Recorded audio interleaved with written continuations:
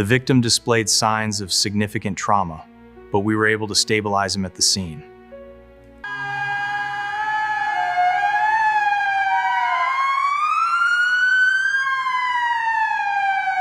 Oxygen is attached.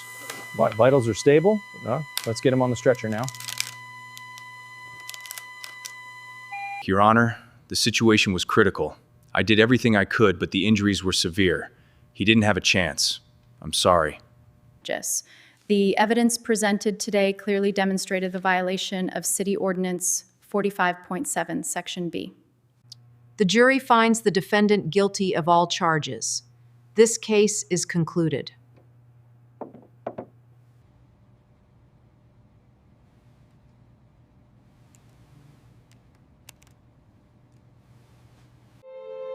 What would you do in this situation?